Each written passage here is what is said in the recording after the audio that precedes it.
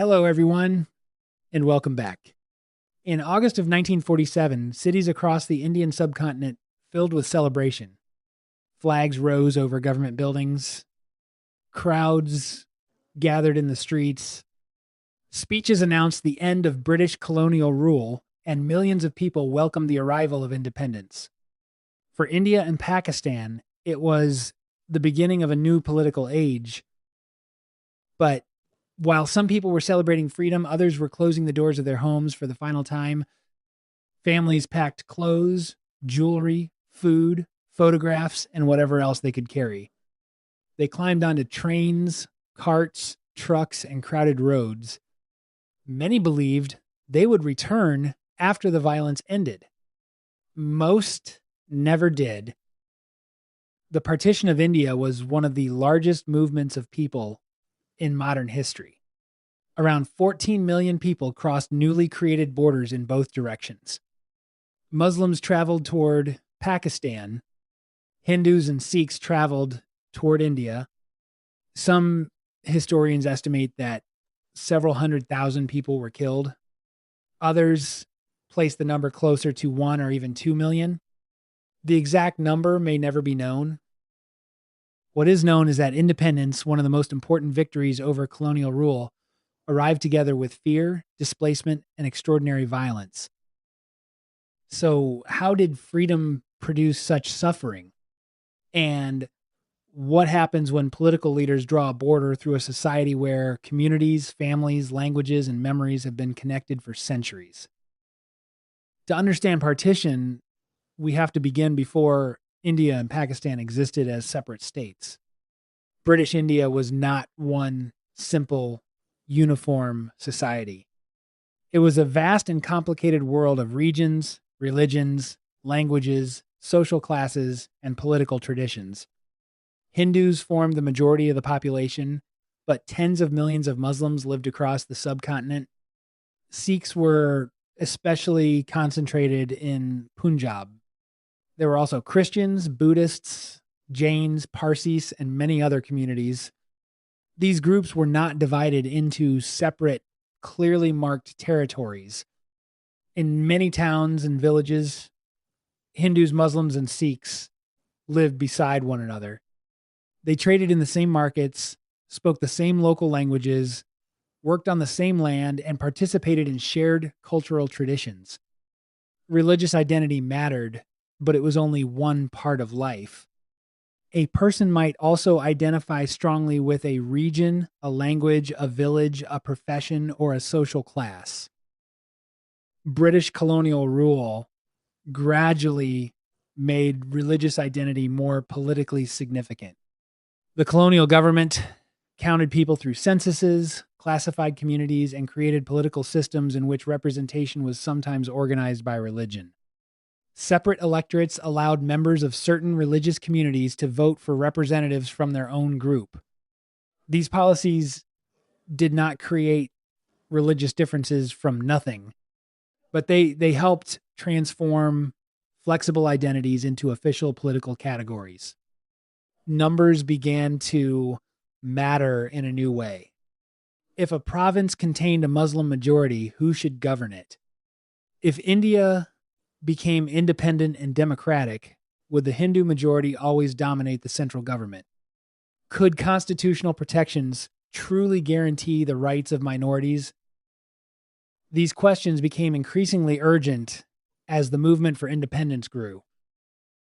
The Indian National Congress became the most powerful organization demanding an end to British rule. Leaders such as Mahatma Gandhi and Jawaharlal Nehru presented Congress as a movement for all Indians, regardless of religion. Gandhi promoted nonviolent resistance and imagined an India where different communities could live together. Nehru supported a modern, secular, democratic state with a strong central government, but many Muslim political leaders remained uncertain. The All India Muslim League, led by Muhammad Ali Jinnah, argued that Muslims were not merely a religious minority, they were a distinct political community whose interests required strong constitutional protection. Jinnah had once supported Hindu-Muslim political cooperation. But over time, his relationship with Congress deteriorated.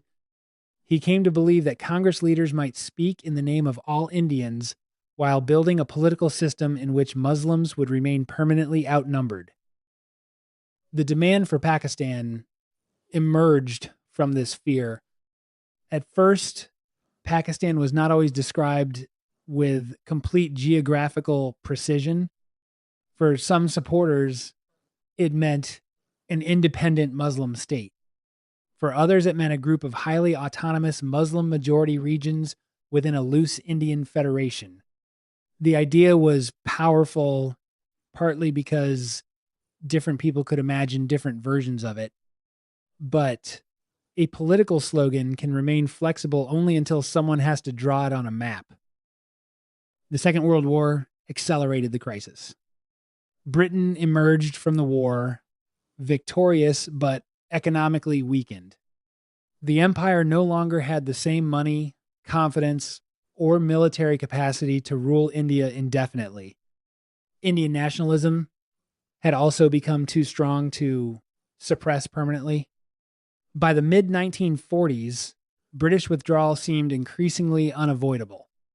The central question was no longer whether Britain would leave. It was what political system would replace it. British officials, Congress leaders, and the Muslim League attempted to negotiate a federal solution. One proposal would have kept India united while giving groups of provinces substantial autonomy. Muslim majority regions would have gained protection from a powerful central government. But trust had collapsed. Congress feared that a weak central state would be divided and ineffective. The Muslim League feared that a strong central state would become an instrument of Hindu majority control. Each side viewed the other side's solution as a threat to its political future. As negotiations failed, political competition entered the streets. Communal violence broke out in Calcutta, Noakhali, Bihar, Punjab, and other regions. Thousands were killed before independence had even arrived. The violence was not simply the sudden return of ancient religious hatred. It was fueled by political mobilization, inflammatory speeches, local rivalries, economic tension, administrative weakness, and rumor.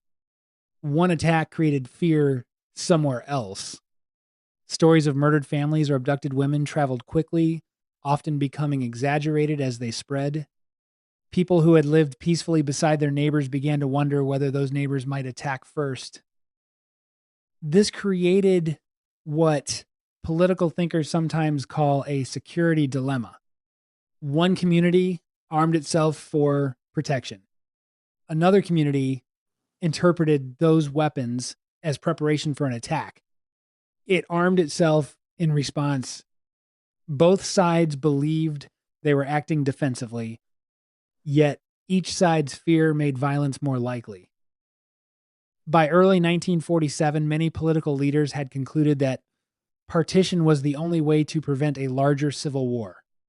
Britain appointed Lord Louis Mountbatten as the final viceroy. His task was to transfer power and end British rule. The original plan expected the transfer to occur later, but Mountbatten dramatically accelerated the timetable. Independence would come in August 1947. This left only a few months to divide one of the largest colonies in the world. Military forces had to be divided. Government offices had to be separated.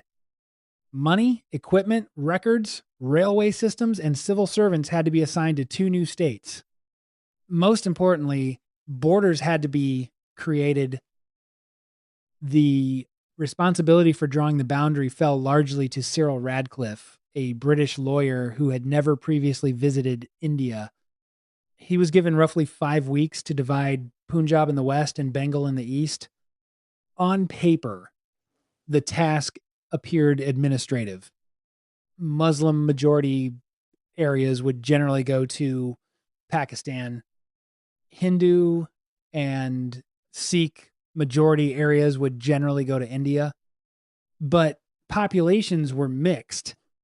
A single district might contain Muslim majority villages, Sikh landowners, Hindu merchants, shared canals, railway lines, and religious sites important to several communities. No boundary could create two perfectly separate populations. Every possible line would leave minorities on both sides. Every possible line would divide economic networks, water systems, roads, and communities. Radcliffe worked with maps, census figures, and competing political claims. But maps can hide reality. A border appears as a thin, clean line. On the ground, that line passes through farms, neighborhoods, memories, and human relationships. India became independent on August the 15th, 1947. Pakistan marked independence one day earlier. Yet the final boundary decision was not publicly announced until after independence. This meant that some people celebrated the birth of a new country without knowing which country their own district would belong to. Uncertainty turned into panic. Families faced impossible choices. Should they leave immediately and risk abandoning their homes unnecessarily? Or should they wait and risk becoming trapped if violence reached them? Many people believed the migration would be temporary. They locked their doors and carried the keys with them. They imagined returning after a few weeks or months. Instead, the movement became permanent. Across Punjab, enormous columns of refugees moved in opposite directions. Muslims traveled west into Pakistan. Hindus and Sikhs traveled east into India. In Bengal, migration happened more gradually, but displacement continued for years. People traveled by foot, bullock cart, truck, and train. Roads became crowded with exhausted families carrying children, bedding, cooking pots, and small bundles of possessions. The railway became one of the darkest symbols of partition.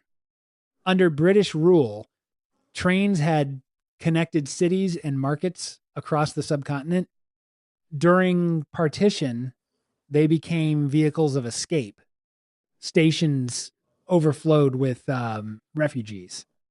Carriages were packed far beyond capacity. People climbed onto roofs or hung from doors. Some trains reached their destinations safely. Others were stopped and attacked. There were trains that arrived at stations filled almost entirely with the bodies of passengers. Messages of revenge were sometimes written on the carriages. Each attacked train produced another wave of retaliation. Violence became organized in some areas. Armed groups blocked roads, surrounded villages, and attacked refugee columns. Police and soldiers were often too few, too divided, or too late. Some tried to protect civilians. Others participated in attacks or ignored what was happening. Women experienced some of the most brutal forms of violence. Thousands were abducted, assaulted, forced into marriage, or separated from their children. Women's bodies became symbols of community honor, revenge, and humiliation.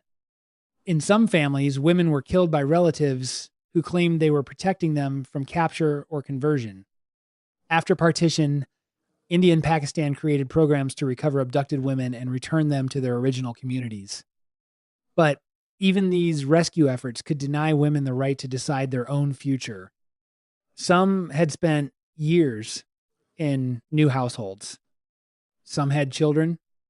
Some did not want to return to families that had rejected them or assumed they were dead. The state treated them as members of religious communities before treating them as individuals. For those who survived the journey, arriving safely did not mean the suffering was over. Refugees entered overcrowded camps and unfamiliar cities. They needed food, housing, work, medical care, and information about missing relatives. Governments attempted to distribute property abandoned by people who had fled in the opposite direction. A Muslim family arriving in Lahore might receive a house once owned by a Hindu or Sikh family. A Hindu or Sikh refugee arriving in Delhi might move into property left by a Muslim family. The house became both a place of survival and a reminder of someone else's loss. Over time, refugees rebuilt their lives. They established businesses, neighborhoods, schools, political organizations, and cultural institutions. They transformed cities such as Delhi, Lahore, Amritsar, and Karachi. They were not merely victims of history. They became active builders of the new nations, but the memories they carried also shaped politics. A person who had watched relatives die or had been forced from a family home could find it difficult to view the neighboring country without anger or suspicion. Partition, therefore, did not end when the refugee columns disappeared. Its trauma entered school textbooks, political speeches, military planning, family stories, and national identity. India and Pakistan soon fought their first war over Kashmir, a disputed region whose future had not been settled by the original division. Later wars, diplomatic crises, and nuclear competition hardened the border further. Yet, the societies on both sides remained deeply connected. They shared languages, music, poetry, food, traditions, and family histories. Partition created two states, but it could not completely separate the cultural world from which they had emerged. This is why the story remains so emotionally powerful.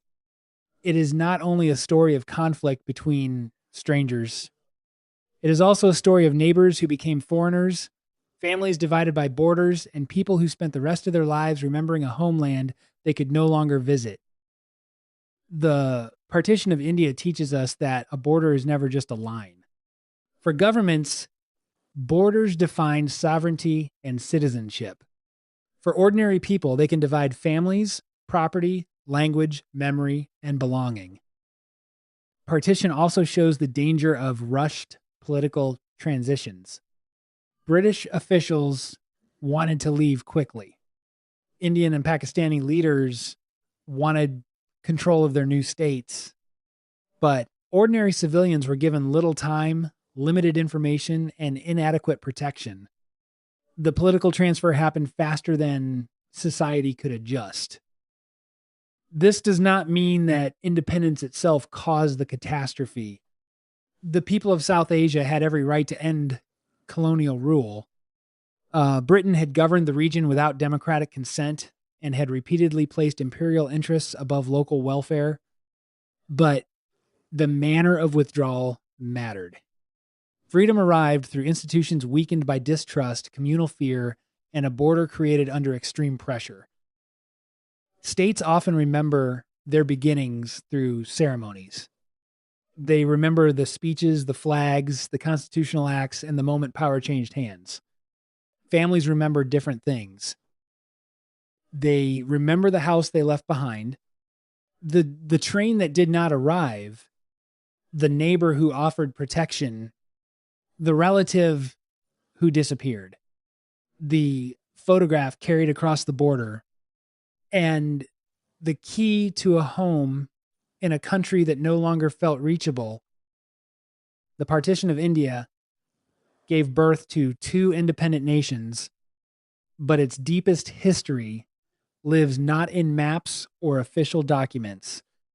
It lives in the memories of the millions of people who discovered that independence could bring both freedom and exile at the same moment. And perhaps that is the most important lesson of all. When leaders divide territory, the line may take only minutes to draw, but the human consequences can last for generations. Thank you for listening. Until next time.